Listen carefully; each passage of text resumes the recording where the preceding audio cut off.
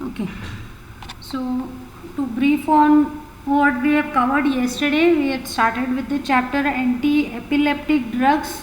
Okay, in that we have seen the definition of what epilepsies are exactly. Okay, so it appears in the form of brief the brief episodes. So it's a CNS disorder wherein brief episodes of the seizures. Those episodes are known as seizures. So over there, consciousness may be there, it may be maintained, or the person may go unconscious, and at times characteristic body movements may or may not be seen. So those characteristic body movements are known as convulsions. Okay, so these are epilepsies. And we have also seen the types of epilepsies, that they are either generalized seizures or they are partial seizures. So generalized seizures, again there are several subtypes. Generalized meaning basically entire brain may be involved, both the hemispheres of your cerebellum may be involved, and partial meaning only one half of the brain will be involved. Okay, so several subtypes also we have studied. Next we have seen the classification of anti-epileptic drugs. There are totally 10 classes under that, out of which the first 3 classes we have already covered, that is barbiturates. Example was phenobarbital. Then deoxybarbiturate, the example was primidone. And the next class was hydantoin, under which there are 2 drugs, that is phenytoin and fosphenytoin. Okay, to start with the next class, that is immunostilbins. Under this there are 2 examples, carbamazepine and oxcarbazepine. To start with the first example, that is carbamazepine. Now this drug, it was introduced way back in 1960s, and it was actually chemically related to imipramine. Imipramine is an antidepressant agent, so it's related to this imipramine, chemically identical to imipramine. As a derivative, it was identified basically for the treatment of trigeminal neuralgias, wherein the neurons are defective and they produce the painful sensations in the area where they are supplying. So this was the actual use for which it was discovered. Later on, its anticonvulsant property was also discovered.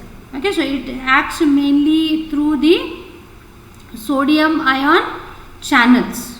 Okay, so action is similar to that of phenytoin. Phenytoin, if you can remember the mechanism of action, it acts by prolonging the inactivated state of sodium ion channels, neuronal sodium ion channels, because of which the depolarization shift was prevented. So depolarization, which is dependent upon the inflow of sodium ions, okay, that is prevented. So refractory period of the neurons is prolonged because the channel is maintained in the inactivated state for a longer period of time.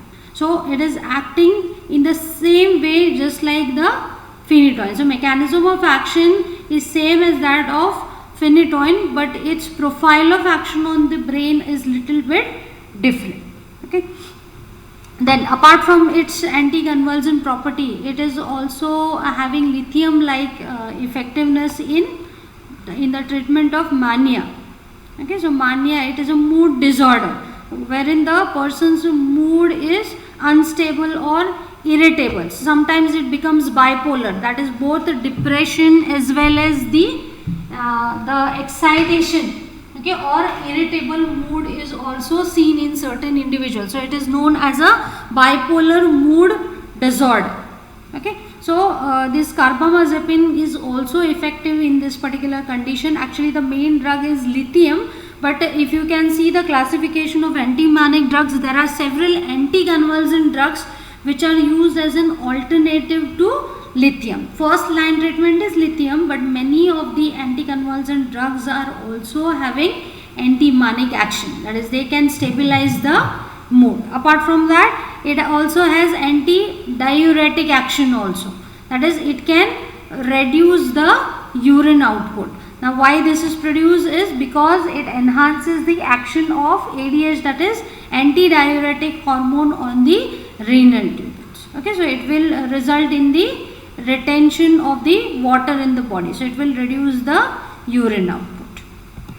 Then coming to the pharmacokinetics of carbamazepine, oral absorption of this drug is slow to occur and also it is variable. Now this is mainly because this drug is poorly water soluble. As you all are already aware that for a very good oral absorption to take place, a very important criteria is aqueous solubility. So if the aqueous solubility is not very good, then the absorption may not take place appropriately. Okay, so here the absorption is slow to occur, it does not get rapidly absorbed, and also the absorption is variable. So bioavailability also may be variable.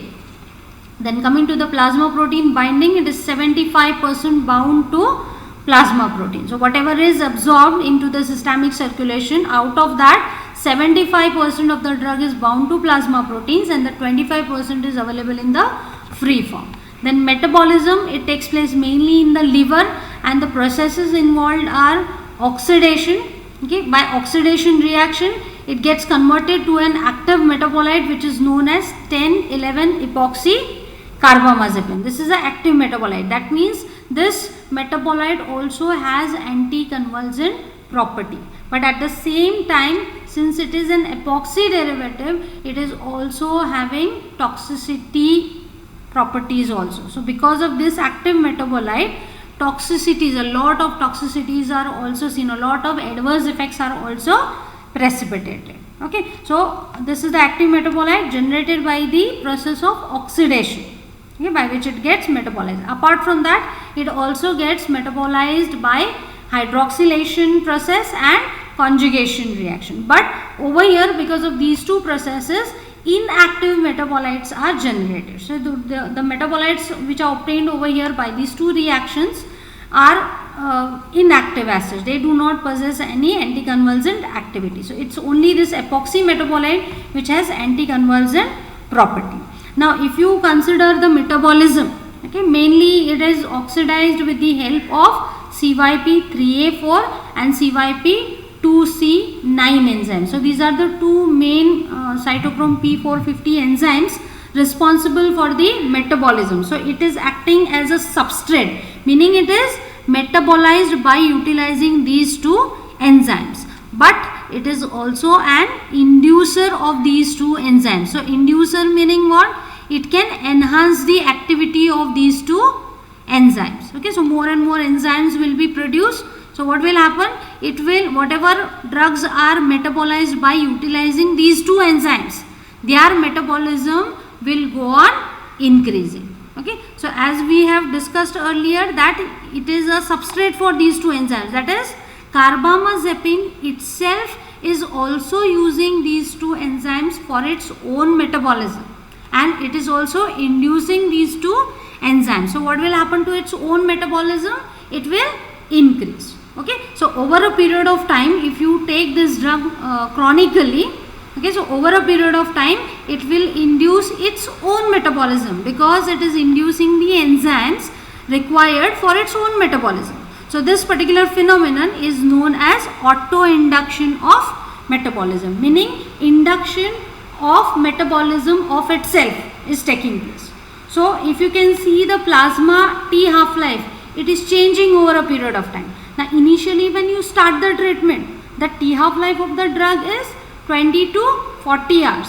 But as the use progresses, that is if you use the drug continuously over a period of time, it will result in decrease in the T half-life. It is reduced to half, that is just 10 to 20 hours. Now why this has happened, why the T half-life of the drug has decreased, is because it is inducing its own metabolism.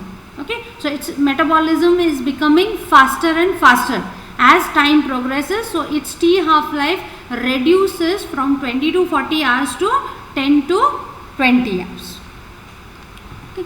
The next, coming to the adverse effects. Okay, there are quite many adverse effects and most of the adverse effects are mainly because of the epoxy metabolite which is generated.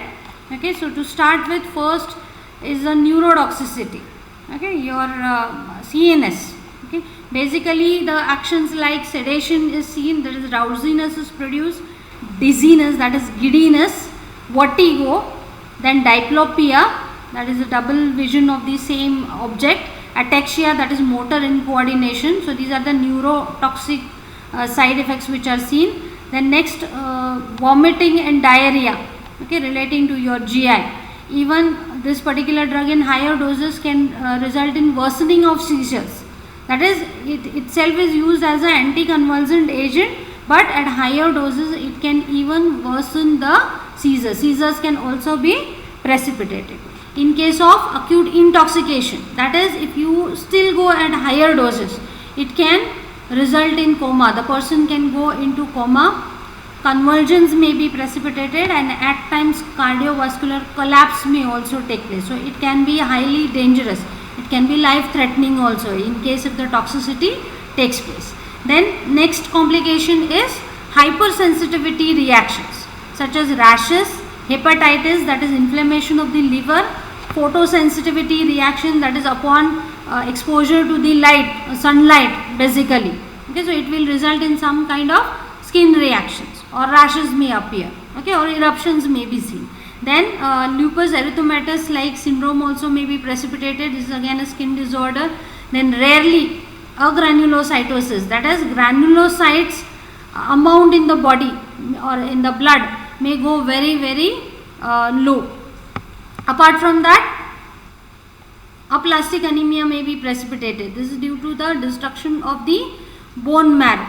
Okay, so because of that, aplastic anemia, that is formation of new RBCs, may not take place. Okay, then next, leukopenia may also take place, that is decrease in the content of the or the number of the leukocytes also may take place as a result of hypersensitivity reaction.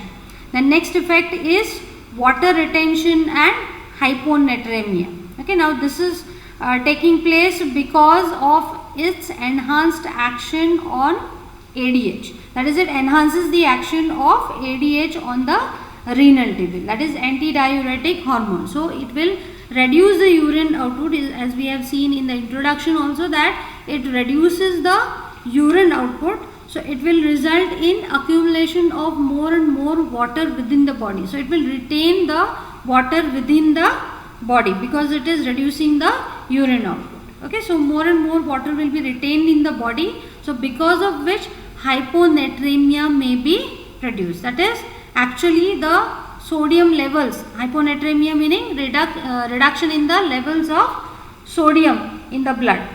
Okay, but because of water retention, the dilution of your body fluids may take place, and because of which, as compared to the solvents, amount of solvents, okay, that is amount of water, the amount of sodium is low. So that's why hyponatremia may be precipitated. Then when given during pregnancy, fetal malformation also may take place. Okay, so teratogenic effects are also reported.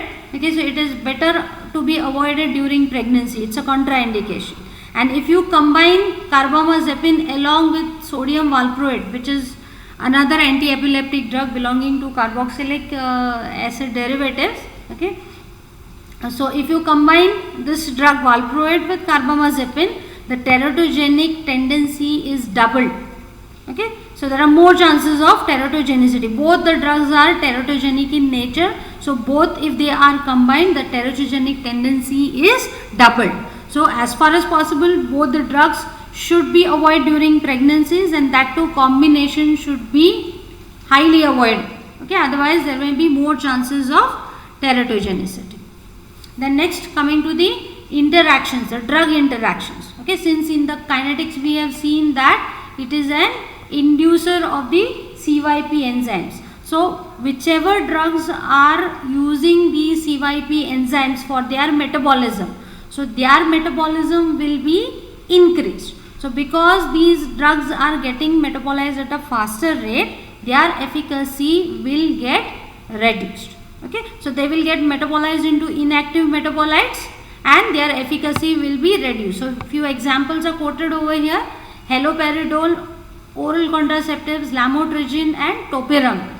So these drugs, when combined with carbamazepine, their metabolism will be enhanced because of enzyme induction, and they may not show efficacy. That is, these drugs may not produce their actions. Okay, next interaction is metabolism of carbamazepine is induced by phenobarbital, phenytoin and valproate. Okay, so these three drugs are also enzyme inducers. Okay, so these three drugs can also enhance the metabolism of carbamazepine, and vice versa is also true. That is, carbamazepine is also an enzyme inducer. So this carbamazepine also will induce the metabolism of phenobarbital, phenytoin and valproate. So when these drugs, any of these drugs are combined with carbamazepine, okay, both will enhance each other's metabolism. Over here the difference is that carbamazepine is inducing their metabolism, but over here both the drugs when given together, if say for example carbamazepine is combined with phenobarbital, as we have seen that it is also an enzyme inducer, it can enhance the metabolism of certain other drugs. So when phenobarbital and carbamazepine are given together, both will induce each other's metabolism. Okay. Then next, erythromycin, fluoxetine and isoniazid. These drugs can inhibit the metabolism of carbamazepine. So these are enzyme inhibitors. So these will inhibit the metabolism of carbamazepine. So metabolism of carbamazepine will not take place appropriately or normally. So what will happen? The carbamazepine will start accumulating in the body and it may start producing the toxic effects. The next, coming to the uses of carbamazepine. So carbamazepine is most effective drug in the treatment of complex partial seizures and also generalized tonic-clonic seizures and simple partial seizures. So it is effective against many types of epilepsies. Apart from the epilepsies, that is acting as anticonvulsant drug, it is also effective in trigeminal and other type of neuralgias. Apart from that, it is also effective in acute mania. Okay, that is mood disorder. It can improve the mood. Okay, so it is also used as an alternative towards the treatment of mania to that of lithium. So it's an alternative drug to lithium in the treatment of mania. Then the next drug in this particular class, immunostilbin, is oxcarbazepine. So this is a recently introduced congener of carbamazepine. It is related to it. Okay, it's a derivative of carbamazepine and it is rapidly converted to an active metabolite. So out of this oxcarbazepine, also an active metabolite is generated. Okay, but metabolism, if you see that it only undergoes the glucuronide conjugation. Okay, oxidation reaction is not taking place. Remember the kinetics of carbamazepine over there, epoxy metabolite is generated because of the oxidation reaction. So here oxidation reaction is not involved, so that the epoxy metabolite is not generated. Now because this epoxy metabolite is not generated, toxic effects or the adverse effects of oxcarbazepine is also lower as compared to carbamazepine. So this is the difference and this is the advantage also over the carbamazepine. Then one more advantage is that it is a weak enzyme inducer. In case of carbamazepine, we have seen that it is a enzyme inducer and it can induce the metabolism of many other drugs, so that their disposition will affected and their efficacy also is getting affected because it is getting metabolized at a faster rate. But that is not the case with oxcarbazepine. It is a weak enzyme inducer. So because of this, the drug interaction chances are very less. Okay, in case if you combine it with other drugs, drug interactions chances are lower. So also auto-induction is also less likely with this particular agent. Okay, because it's a weak enzyme inducer. It will not induce its own metabolism also. Okay, so auto-induction problem, that is change in the T half-life or decrease in the T half-life, is not a problem with this particular drug if it is used over a period of time. Then hepatotoxicity is also less as compared to carbamazepine, but hyponatremia is more with this particular drug as compared to carbamazepine. Indications, that is the uses of oxcarbazepine is same as that of carbamazepine, that is it is used in generalized tonic-clonic seizures, complex partial seizures, simple partial seizures, then trigeminal neuralgias, and also in the treatment of mania. However, potency is less when you compare with carbamazepine. That is, it is 1.5 times less potent. That means 1.5 times more dose is required as compared to carbamazepine when oxcarbazepine is used. Okay. Then coming to the next class, okay, that is succinimide. Example over here is ethosuximide, the only example under this particular class. Now this particular drug is only effective in the treatment of absence seizures. It cannot be used in the treatment, or it is not effective in any other types of epilepsy. So it is specifically useful in the treatment of absence seizures. Coming to the mechanism of action of ethosuximide, basically this drug acts in a specific area in the brain, that is in the thalamocortical system of the brain. So it is exactly in this particular area that the generation of absence seizure takes place. So the focal origin of this absence seizure is actually located over here. It is from the neurons of this particular area of the brain that the repetitive firing may take place, because of which the absence seizure is actually precipitated. Okay, so now over here what exactly is happening, or how exactly it is inducing this particular action, or how exactly it is preventing the generation of absence seizures in this particular area. So specifically in these neurons in this region, thalamic region, okay, it is prominently affecting the T currents, or these are known as T currents because these are the transient currents. So basically these T currents originate because of the calcium ion inflow. Okay, so these are also known as calcium current. Okay, so now what is this calcium current? Calcium current is generated, okay, that is the neurons are stimulated because of the inward flow of the calcium ions through the T-type calcium ion channels. So it is specifically, this particular drug ethosuximide is specifically acting on these T-type calcium ion channels located in the thalamic neuron. So it is specifically inhibiting these calcium ion channels, because of which the inward flow of the calcium ions will not take place, and because of this the repetitive firing will not take place. So it will be subside. Okay, so that's how it is producing specific action in the absence seizure. Okay, so it is not affecting any other type of channels, that is other types of calcium ion channels or sodium ion channels are not affected. Okay, so it is having specific action on the T type of calcium ion channels in this restricted area, that is thalamic neuron. That's how it is producing effectiveness in the absence seizures. Okay, GABA potentiation is not there at therapeutic concentration. It cannot potentiate the action of GABA, which is an inhibitory neurotransmitter. So it acts exclusively on the calcium ion. So it suppresses the calcium current or the T current which is originated in the thalamic neurons. Then coming to the pharmacokinetics, it is absorbed slowly but completely. That is, absorption is slow to occur, but entire drug is absorbed from the GI. Plasma protein binding, it does not take place. No plasma protein binding is seen. So whatever is absorbed is available in the free form. Then distribution is quite even throughout the body. It will get distributed evenly.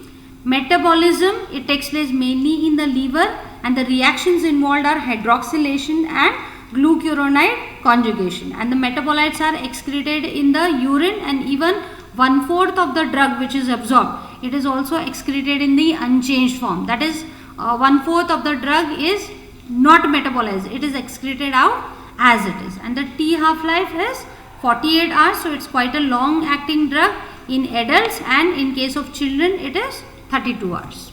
Then coming to the adverse effects, quite less number of adverse effects are seen with this particular agent.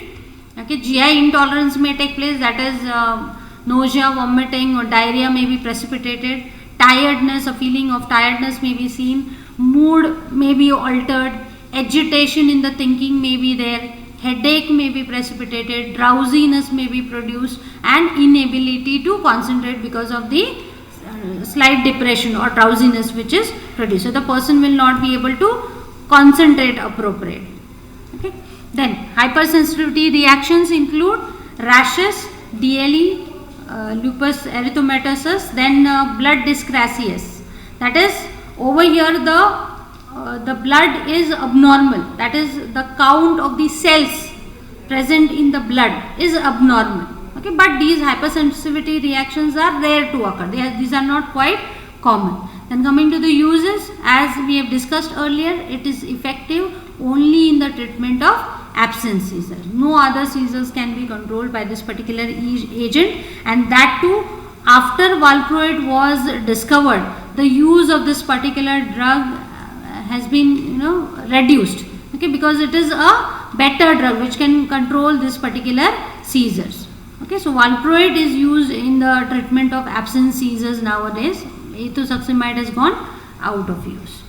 Then coming to the next class, that is aliphatic carboxylic acid derivatives. Over here there are two examples, valproic acid or sodium valproate and divalproics. Coming to the first drug, that is valproic acid.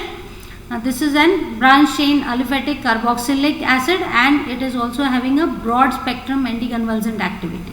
That is, it is effective against many types of epilepsies. Partial seizures, generalized tonic-clonic seizures, absence seizures can also be treated. So effective against many types of epilepsies. Okay, and another advantage of this particular compound is that little sedation or other central effects are seen as compared to other drugs at anticonvulsant doses.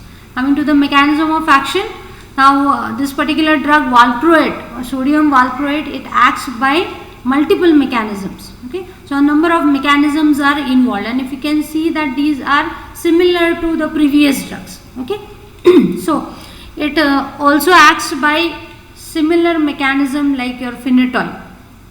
Okay, that is prolongation of sodium ion channel inactivation state may take place. Okay, so it can prolong the inactivated state of sodium ion channels, because of which the inflow of sodium ions is restricted, and because of which the depression is taking place, repeated firing will not take place.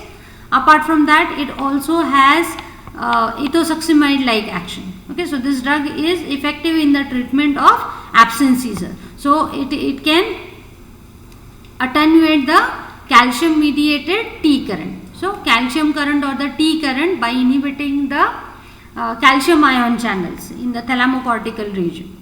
Okay.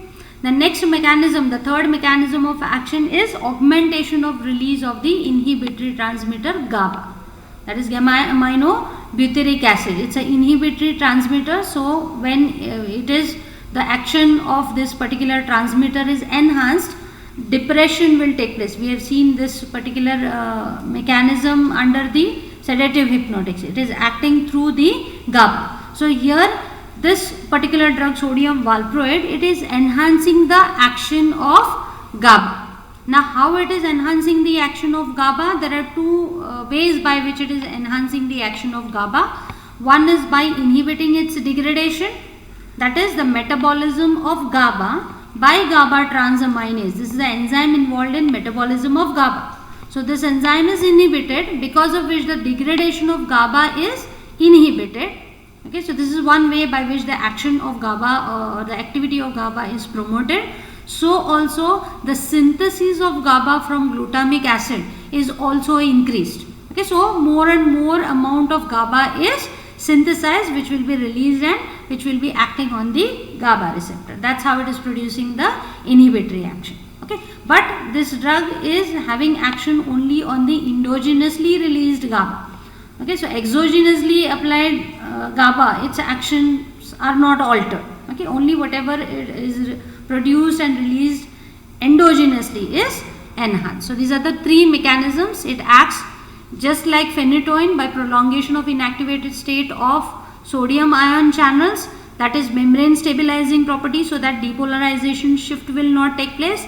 It is attenuating the calcium mediated T current, so by inhibiting the calcium ion channels, and it is also acting by enhancing the action of GABA by preventing its metabolism and enhancing its synthesis. So these are the three mechanisms by which sodium valproate is producing the action on different types of epilepsies. Coming to the pharmacokinetics, the oral absorption of valproic acid is quite good.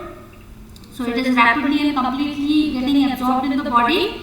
Plasma protein binding is 90%, and metabolism, it takes place completely. That is, entire drug which is absorbed is metabolized in the liver mainly by the oxidation reaction involving the enzymes like CYP2C9 and CYP2C90. And whatever metabolites are generated out of these, some of the metabolites are active.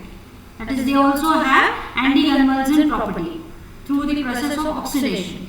Also, apart from oxidation, phase 2 reaction, glucuronide conjugation is also involved in the metabolism, and ultimately the metabolites are excreted in the urine. And the T half-life of the drug is 10 to 15 hours. But the anticonvulsant effect, it lasts even beyond these. Okay, because some of the active metabolites are generated, so they will take over the action. So that's how the anticonvulsant effect lasts for even longer than the T half-life of the drug. Coming to the adverse effects, the toxicity, if you compare with the other drugs, is relatively low. There are a number of side effects which are listed, but they are mild or they are less likely to occur. Okay. So coming to the adverse effects, anorexia, vomiting, loose motions, and heartburn. So GI related side effects are precipitated, but these are mild to occur. Severe GI side effects are not produced over here. Then apart from that, drowsiness or sedation is produced, motor incoordination, ataxia, tremors may be precipitated. Apart from this, alopecia, that is loss of hair, curling of hair will become more curly. Okay, and bleeding tendencies are also increased. Now, bleeding tendencies are basically increased because of this action. Thrombocytopenia, that is decrease in the thrombocyte count of the blood. Thrombocytes means platelets. So platelet count will go down, because of which the bleeding tendencies are high, because platelets are involved in the controlling of the bleeding from the cuts. If at all there is any damage to the blood vessels, so immediately platelet aggregation will take place and the platelet plug will form and it will stop the bleeding. But since this drug is precipitating thrombocytopenia, it can increase the bleeding tendencies. Rashes also can be seen. Rarely. Apart from that, asymptomatic rise in serum transaminase.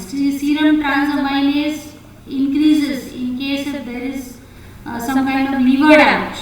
Okay, so in liver function test, this particular level of this particular enzyme is tested. So if at all the level of this particular enzyme goes high, it indicates that there is something going wrong with the liver. So liver may get damaged.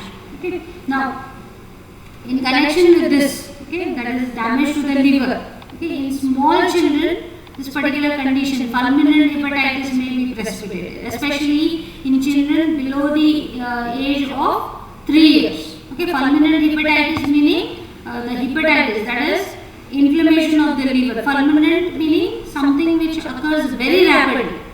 Okay, so a rapid damage to the liver may take place in the small children. This is a rare side effect, but it is quite serious. Okay, if at all it occurs. So, best thing is avoid this particular drug valproate in case of small children, especially below the age of 3 years. This can be asked as a justification. So, why this particular drug is supposed to be avoided, or why it is contraindicated in the small children below the age of 3 years. That's because a dangerous fulminant hepatitis may be precipitated. Okay. The next complication is pancreatitis, that is inflammation of the pancreas may also take place. Apart from that, long-term use in case of young girls specifically can precipitate PCOD, that is polycystic ovarian disease, may be precipitated, or there may be menstrual menstrual cycle may become irregular when it is given for a long period of time in young girls. Then, when it is prescribed during pregnancy, it can result in teratogenic effects. Spina bifida and other neural tube defects may be precipitated. Okay, so the child may be born with the disorder or the defects. Okay, so it is contraindicated in the pregnancy because it has teratogenic effect. Coming to the uses, as we have discussed earlier, that valproic acid has a broad spectrum of action against the epilepsies. So it is effective against many types of epilepsies. Absence seizures, it is a drug of choice. First line treatment in absence seizures. Since this drug is discovered, ethosuximide has gone out of use, which is used only for this condition. Okay. Then apart from that, it is an alternative or adjuvant in these conditions. GTCS, that is generalized tonic-clonic seizures, simple partial seizures and complex partial seizures. So over here, first line treatment becomes carbamazepine. Okay, and this drug is used as an alternative or as an adjuvant, as an add-on therapy. Apart from that, it is also effective in myoclonic and atonic seizures also. So these are its anticonvulsant property. Okay, apart from that, it is also effective in mania and bipolar disorder as an alternative to lithium. Lithium is the first line treatment, as I have already discussed. Okay, but this sodium valproate or valproic acid is an alternative to lithium. It is also showing effectiveness in the treatment of mania. Apart from that, valproate is also used as a prophylactic treatment in migraine. That is a preventive treatment in migraine patients. The next, coming to the interactions, valproate, it increases the plasma level of phenobarbital and lamotrigine because it inhibits their metabolism. Okay, so because valproate inhibits the metabolism of phenobarbital and lamotrigine, the plasma levels of phenobarbital and lamotrigine will be increased. So there are chances of accumulation and toxicity of phenobarbital and lamotrigine when they are combined with valproate because metabolism is inhibited. Apart from that, valproate displaces phenytoin from the plasma protein binding. We have seen this interaction under phenytoin also. That is, phenytoin, whatever phenytoin is bound to plasma proteins, that can be displaced by valproate. So valproate has more affinity towards that binding site where phenytoin is bound. So it will start displacing it. Okay, so more and more phenytoin will be available in the free form, and instead valproate will go and bind to the plasma proteins where phenytoin was binding earlier. Okay, so it is displacing and increasing the free form of the phenytoin. Apart from that, it is also decreasing its metabolism. Okay, so metabolism of phenytoin is also inhibited. So in turn, again the levels of phenytoin will go high. So there are more chances of phenytoin toxicity when it is combined with valproate. Okay, so valproate should not be combined with phenytoin, otherwise phenytoin toxicity will be precipitated because valproate, it is displacing the bound form so that the free form of phenytoin is increased and also the metabolism of phenytoin is reduced. Next interaction is valproate inhibits the hydrolysis of active epoxide metabolite of the carbamazepine. Okay, now this active epoxide metabolite, epoxy metabolite, it is no doubt it is active, it is having anticonvulsant property, but at the same time we have seen that it is also responsible for the toxic effects. Okay, so since valproate is inhibiting the further hydrolysis of these metabolite which is formed, there are more chances of toxicity with these active metabolite when carbamazepine is combined with valproate. So more and more epoxide metabolite of carbamazepine will start accumulating in the body and more chances of toxicity. The next, when valproate is administered along with clonazepam, this is a benzodiazepine. Okay, so when both of these are combined together, when it is given in combination, it will start precipitating absence status epilepticus. Okay, that is absence seizures. There will be persistent absence seizures seen in that particular person. Okay, so status epilepticus meaning the brain is in the persistent stage of epileptic attacks or seizures. Okay, so over here, absence seizures may be persistent over a long period of time. That is, maybe it will last for hours together or even days together. Okay, when both these drugs are combined together, clonazepam and valproate. They should not be combined, otherwise this particular condition, life-threatening condition, may be precipitated. Apart from that, we have also seen that when valproate is combined with carbamazepine, the teratogenic tendency is doubled. Okay, so both these drugs should not be combined together, otherwise there are more chances of fetal abnormalities. The teratogenicity is doubled, so there are more chances of abnormalities in the fetus, so better avoid it. Both the drugs are teratogenic individually, and when they are combined, the teratogenicity is doubled. So they are not supposed to be combined and they are not supposed to be administered during the pregnancy. Then the second example under this class is divalproate. Okay, it is also known as semi-sodium valproate. Actually, it is a coordination compound of valproic acid with sodium valproate in a proportion of 1:1 molar concentration. Okay. Now there are certain advantages of this divalproate and there are certain disadvantages also. Oral absorption over here is slower to occur, okay, but the bioavailability is same. Okay, though the absorption is slower, but the bioavailability is not getting affected. Okay, so same amount will reach the systemic circulation. The next advantage is that gastric tolerance may be better as compared to valproic acid. So GI side effects are less with this particular compound. Rest pharmacology remains the same. So this finishes the aliphatic carboxylic acid derivative class of anti-epileptic drugs. We shall stop here.